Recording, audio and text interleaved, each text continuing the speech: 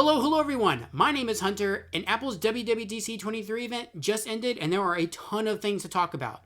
But this video is mostly going to focus on iOS 17 and all of its improvements and features, and I guess my opinions on them as well. Why anyone would want my opinions? Well, let's just get into it. Okay, so we are on Apple's website. We are on their iOS 17 preview page. There is a ton of stuff to discuss here. During the presentation, Apple went through a lot about communication and improvements to their communication apps through their phone, FaceTime, and Messages app. And so the first one they have listed here is the phone app. And so what they have are these like contact cards. So you can make your own contact card. Whenever you call somebody, that's the card that will appear. So it's going to help, tell who that person is better. I'm kind of hoping that it can be used for like businesses and stuff like that too, because I'm tired of unknown numbers. I'd rather there be a name for unknown numbers. Maybe this will help solve that if those businesses decide to make their own contact card. And so it says here, you can express yourself to friends and family with a personalized contact poster. Create a poster using your favorite photo or emoji and pair it with your preferred font. Then add some color to help your poster pop.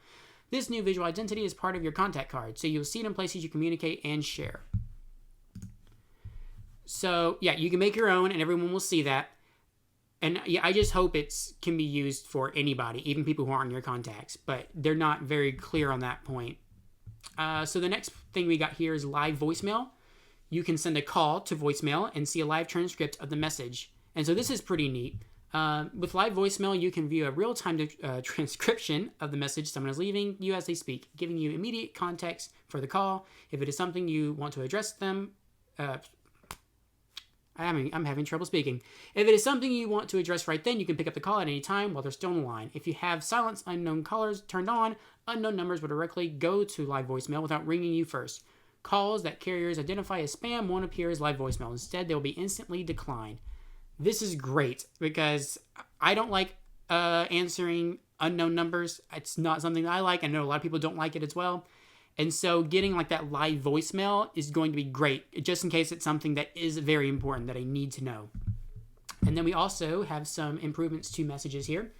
All your iMessage apps in one place. So they kind of like move all the iMessage apps into a different little area. So it's a bit more clean to look at on your iMessage screen when you're texting somebody.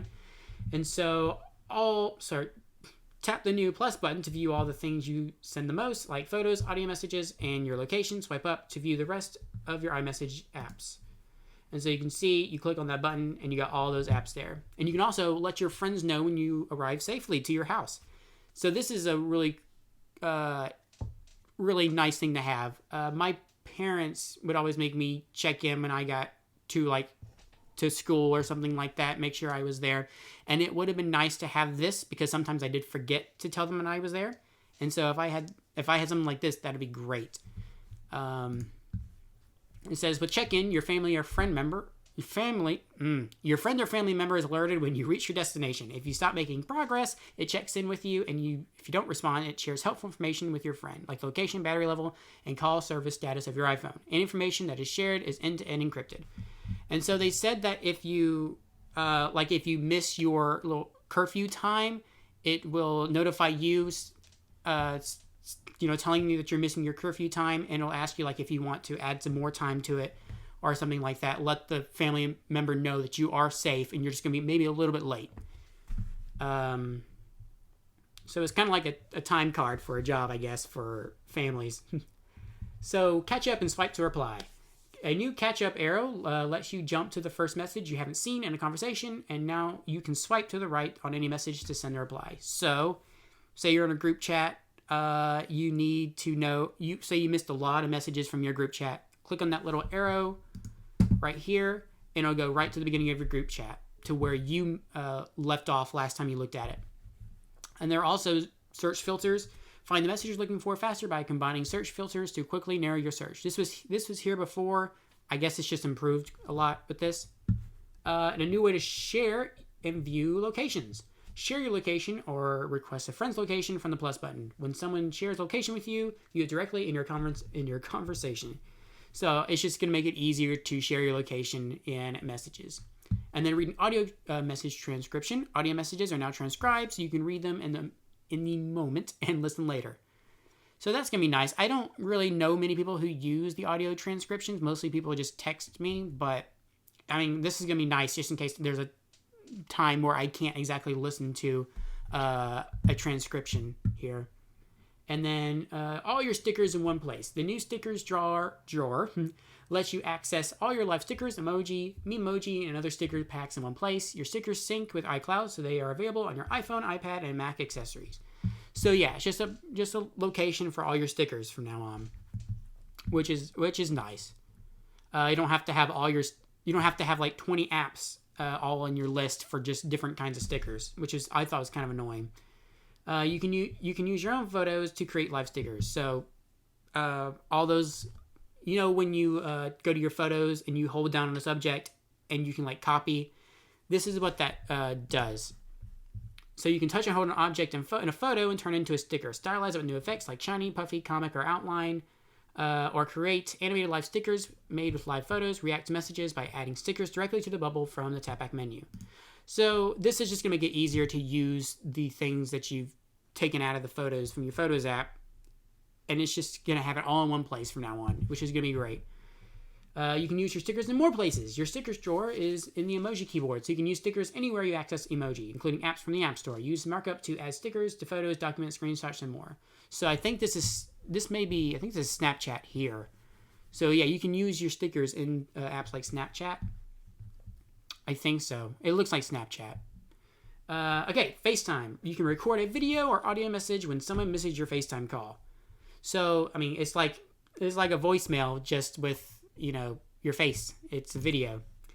So whether you're calling to say hello or want to share a special moment, you can capture what you wanted to say in a video or audio message. You get all the same video effects that make you look your best in FaceTime, like portrait mode and studio light. Your messages can also be played on Apple Watch. You can also react with your hands. Add a reaction that fills the camera with fun 3D augmented reality effects like hearts, confetti, fireworks, and more. And you can share a reaction with just a hand gesture. I don't remember this in the keynote. Maybe they mentioned it. I don't remember the react with your hands things, but that seems interesting. So you can like give a thumbs up, and like fireworks will appear behind you, or maybe somehow you can do like this one, happy birthday or something like that. So that's interesting. I don't think that was in the keynote. There's also FaceTime on Apple TV. Use your iPhone as a camera and start a call directly from the FaceTime app on Apple TV, or hand off the call from your iPhone to your TV.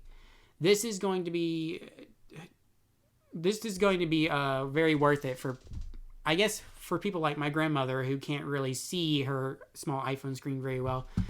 This is going to be great for that, so she can clearly see all the people that are on the screen. And we can have the camera here, which is going to just show like the entire living room or something, so we don't have to pass the phone around. So that'd be nice. Standby mode. You can turn your iPhone on its side while charging to make it even more useful when you set it down. So there's like all kinds of different modes you can turn it to. There's got a clock here. You can have standby mode for music. And so this, you can just set your phone down and horizontally, all of these things will appear. They'll be on standby. And so like even during the night, is it going to show what happens during the night? No, I guess it doesn't. So during the night, it gives like this red hue, so it won't like shine in your eyes during the night. So you can have it like a little clock on the side, so it can be like an alarm clock. But again, you have all these other things you can do with standby mode. The only thing I don't like about this is that it's not on iPad, because that's what I would really use it for, is on the iPad. It is on iPhone, and I think I probably will use it. It does look like a feature that could be very beneficial. And so I'm excited to try it out. And so let's see. Standby gives you glimpsable information designed to be viewed from a distance. Turn your iPhone into a bedside clock. Showcase special moments from your photos and get the right information at the time with the widget Smart Stacks. And live activities and full screen. So you can get live activities here. With live activities and full screen, you can stay on top of things happening in real time, like the score of a game or the progress of your food delivery. Now, the score of a game would actually be that's what actually interests me, because just seeing the scores on the side of your screen, like maybe you're working on your laptop and you got the phone just sitting there on your desk side, then you're gonna have like the live scores just right there in your view.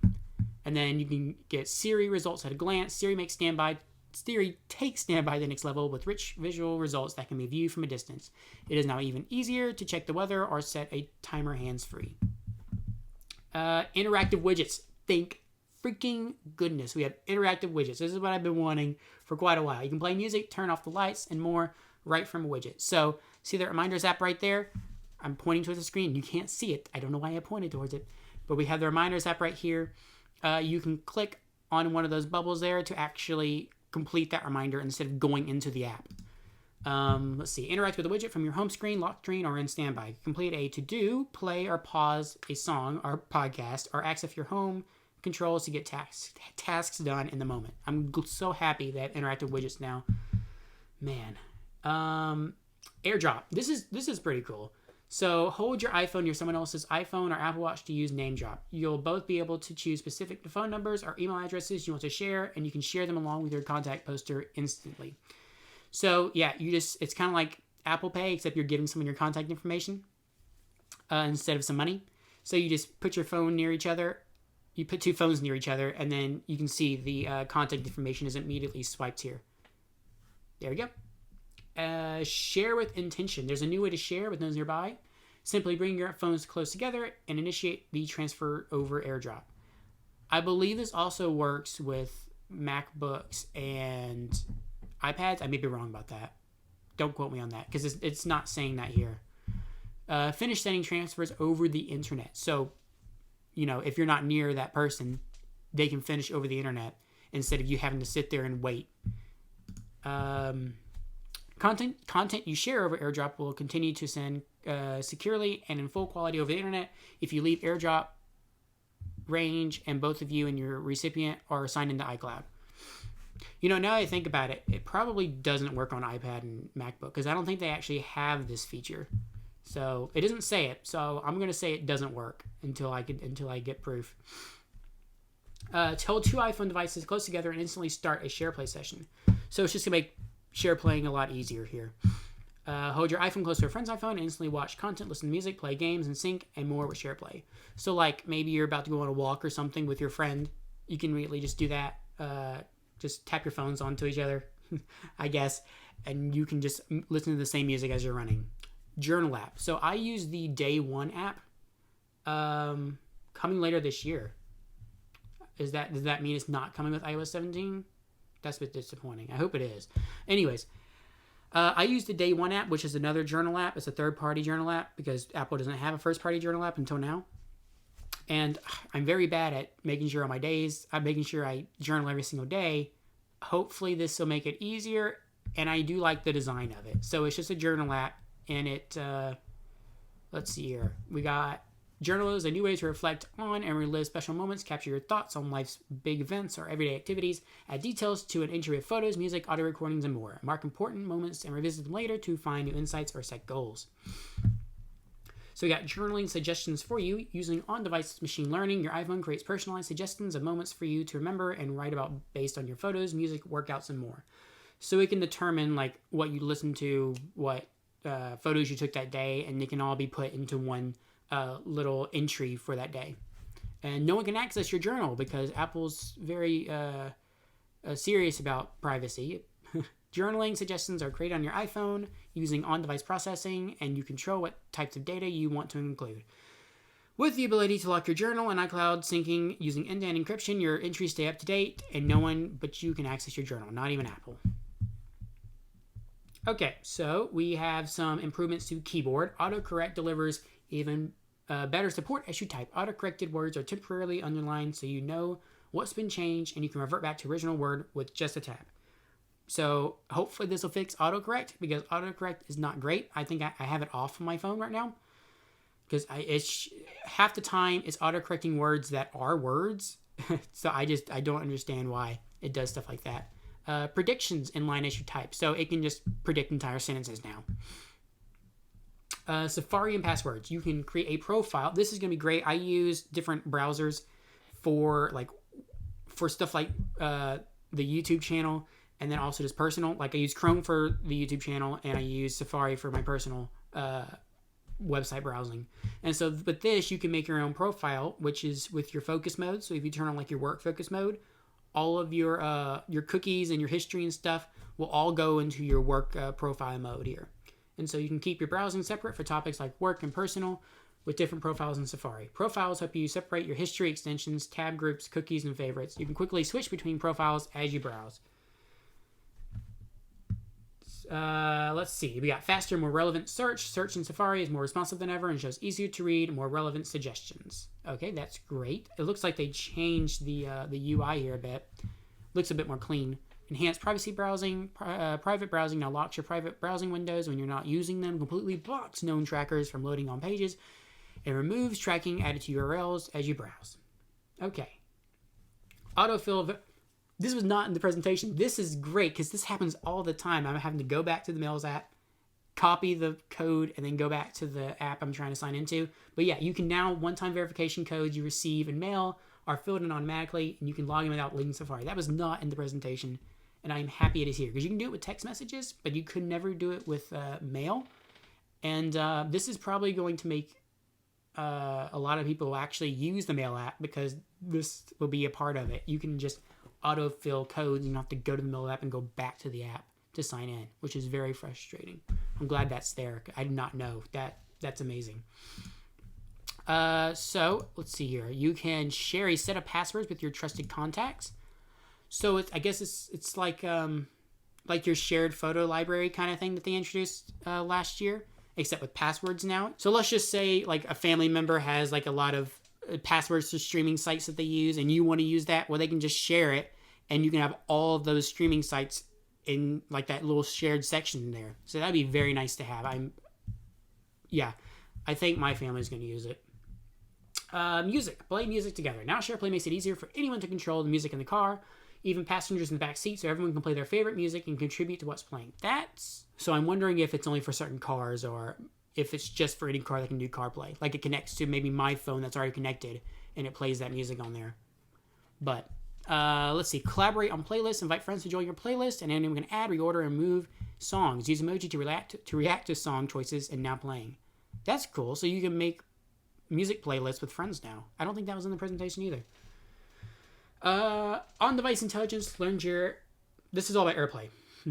Okay, so on-device intelligence learned your AirPlay preferences over time. So devices in AirPlay list are now shown by relevance, and iOS can send suggested connections proactively based on your preferences. So I guess it's just smarter now. And then AirPlay in your hotel room. So this is for like select hotels. And these select hotels, by the end of the year, are going to have AirPlay. So you can just immediately throw what you've been watching from your iPhone onto the screen and at your hotel. And all you have to do is scan that QR code here.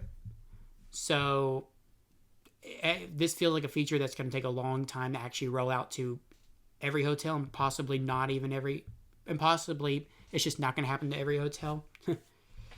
But AirPods. Don't know why AirPods is in the middle of the iOS 17 preview. But anyways, we have adaptive audio with entirely new listening mode for AirPods Pro 2nd generation.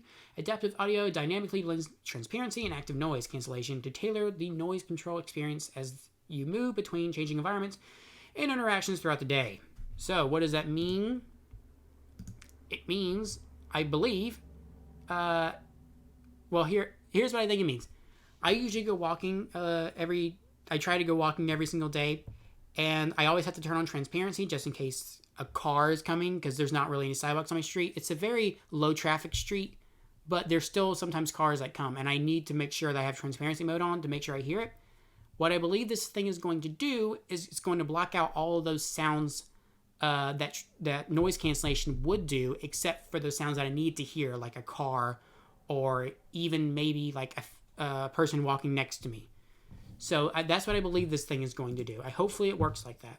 Adaptive audio helps you focus on your favorite content or seamlessly interact with others around you while wearing AirPods Pro.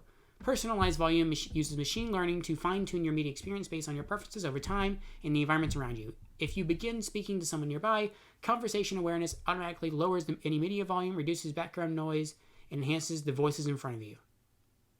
Okay, so it also helps with conversations, as I said. Press to mute and unmute. Quickly mute or unmute yourself in a call.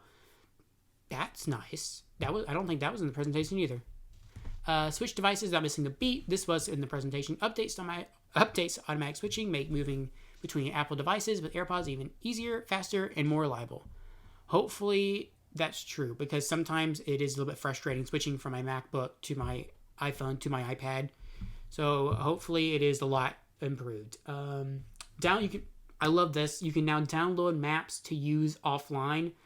Save an area of a map to your iPhone, explore it while offline. View information like hours and ratings on place cards, and get turn-by-turn directions for driving, walking, cycling, or riding transit. So yeah, you can use certain places that you've chosen, and you can save those maps for use offline if you're not connected to the internet. Enhance electric vehicle routing. See real-time charging station availability along your route. I don't think that was in the keynote either.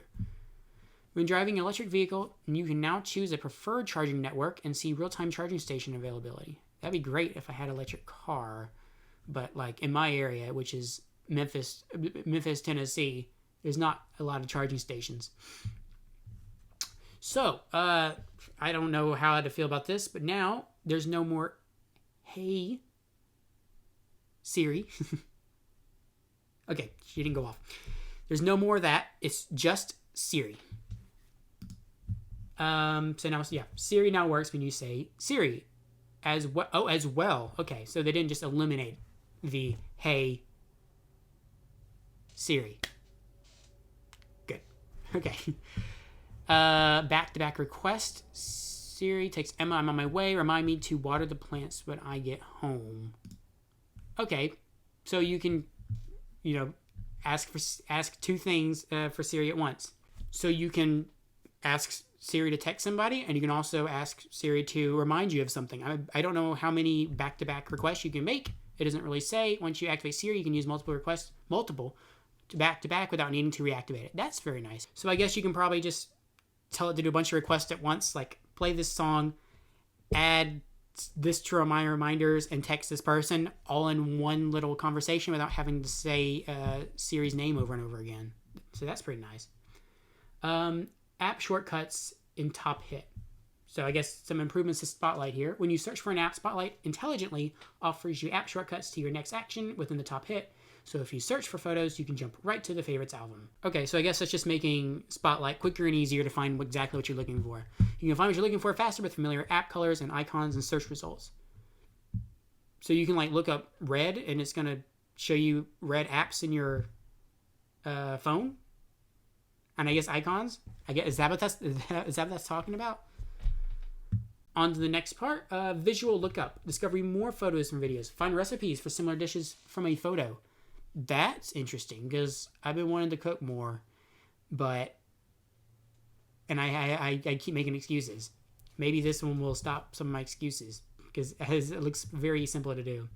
You can look up what you just lifted. When you lift a subject from a photo, you can look up information about it right from the call-up menu.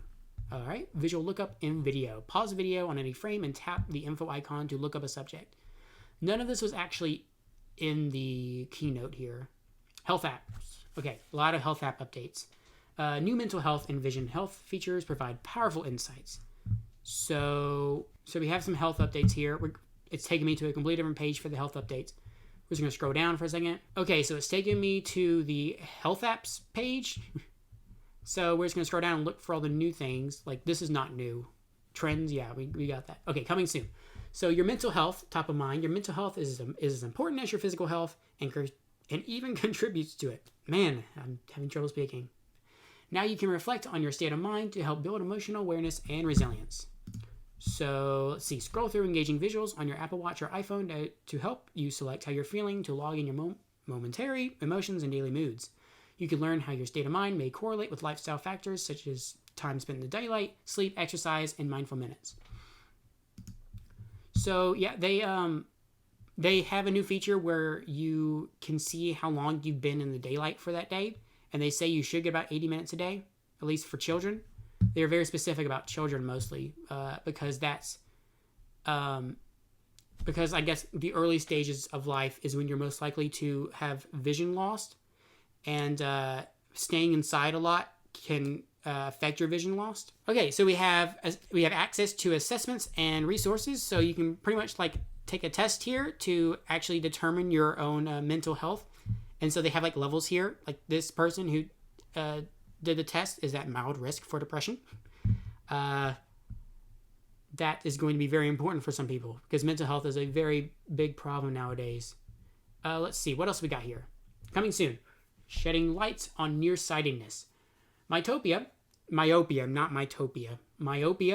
which I've never really heard before this keynote, or nearsightedness, I have heard of that, typically starts in childhood and is on the rise. This is what I'm talking about with they were talking about kids a lot with their vision. But one way you can help reduce the risk is by having your child spend at least 80 to 120 minutes outdoors in daylight each day. Starting this fall, Apple Watch can measure time spent in daylight using the ambient light sensor. With family setup, time in daylight can be measured from a child's Apple Watch, even if they don't have an iPhone. And with health sharing, parents will be able to keep track of it. And also, this one's actually really interesting. I found this very interesting when I was watching the keynote. You can a closer look at screen distance. Viewing something like a device or book too closely for an extended period of time can also increase the risk of myopia. Using the same true depth camera that powers Face ID on iPad and iPhone, the new screen distance feature in screen time can encourage your child to move the device further away.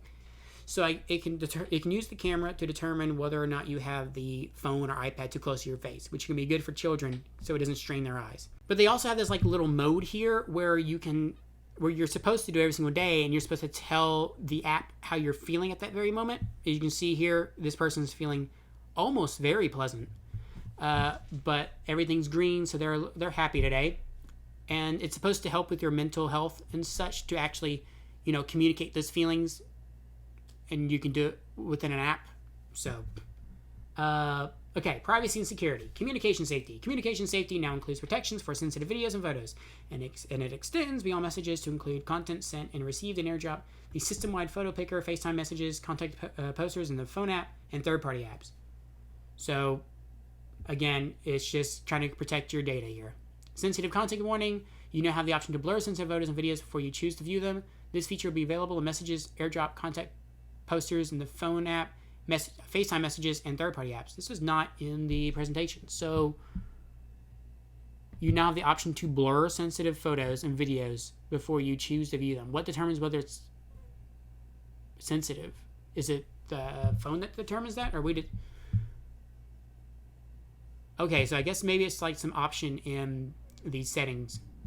So it's going to be like Twitter or something like that, where all the sensitive photos are kind of blurred, even though half of them aren't even like sensitive. It's just Twitter being weird sometimes.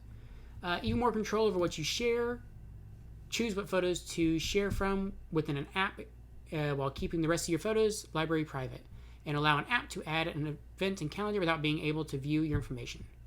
And then lockdown mode. Okay, I think this is new. The expanded lockdown mode increases security to, lockdown mode isn't new, but the expanded lockdown mode is new, and it increases security to help protect against sophisticated cyber attacks. Turn it on across all your Apple devices, and now including Apple Watch. All right, and so much more. So we got a few more things here.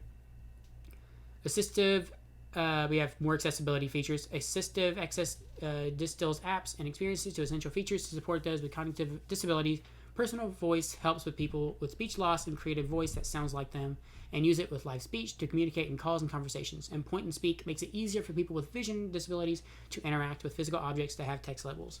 And so they announced all of these different features a couple of weeks ago during like the accessibility day. Okay, then we also have some updates and reminders. Grocery lists automatically sort items into categories to make shopping easier. Change how items are grouped, and the list remembers your preferences. So that'd be interesting because I use reminders for grocery lists all the time.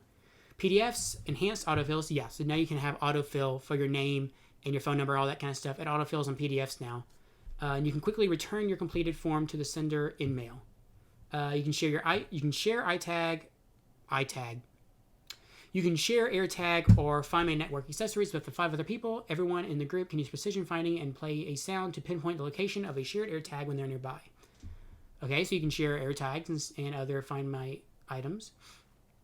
Apple News Plus subscribers can dig into daily crossword puzzles in the News app, and Apple News Plus audio stories are available in Podcast app. I have Apple News Plus, because I have Apple One. I'm going to be trying that out. Okay, daily crossword puzzles. That's interesting. Apple ID. Securely sign into your iPhone using a nearby device or email address or phone number listed in your account. That's nice. Okay. Memoji. Express yourself with 3 new stickers: Halo, Smirk, and Peekaboo. Exciting stuff. Notes. View and mark up PDFs and scans of presentations, assignments, research papers, and more. You can also add links to connect related notes like a trip itinerary and a list of recommended restaurants. Fitness. The redesigned sharing tab provides highlights of your friend's activity like workout, streaks, and awards. Create a workout and meditation schedule based on exactly what you want with custom plans and Apple Fitness Plus. Then we have the Home app. Activity history lets you see who locked or unlocked the door and when. It also shows recent activity for garage doors, contact sensors, and your security system. Okay, that's so we can see who's been unlocking and locking the doors. The People album is better ever at recognizing your favorite people and includes the cats, dogs that are part of your family too. Honestly, half the photos I have of people in my photo library aren't even identified as having people in the photo. So hopefully that will start to happen, because I've had to look up a few times to find certain family members, and they just didn't show up. It didn't work. So hopefully this is an improvement towards that. Freeform. Use the new drawing tools like watercolor brush, calligraphy pen, highlighter, variable width pen, and ruler while brainstorming. And let's see. This is available. Did it kill iPhone 8? Was iPhone 8? Uh-oh. Did iOS 17 kill iPhone 8? Let's see. iOS 16. Yeah, it killed iPhone 8, iPhone 8 Plus, iPhone SE. Oof. Well, that's disappointing. So if you have an iPhone 8, you cannot get iOS 17. No, okay. It's iPhone SE is still there. Is iPhone X not there either? Yeah, X is gone. So if you have an X, 8 or below, you can no longer have the newest update. Ugh. Yeah. And that is it for iOS 17. I am quite pleased with all the new improvements and features we got here. When I was watching the keynote, I was a little bit disappointed at first, but then they started introducing all the iPad and MacBook features that were also coming to iPhone. I was like, okay, this is definitely a worthwhile update now. But there's a lot of really cool features in this that I really love, and I'm very excited for it to come out. I may get the public beta and probably show it on the channel. Maybe. We'll see. I don't usually like doing the betas, but if this video does well, and maybe it seems like people may be interested in something like that, then I probably would download it and check it out. And speaking of that, it would be amazing if you could help me out and subscribe. This is a channel with very low numbers right now. So if you could just help me out and subscribe to this channel, you can get more tech videos, even gaming and movies and stuff. Yeah, it would really help me out here. And so without further ado, I thank you for watching. I hope you enjoyed, and goodbye.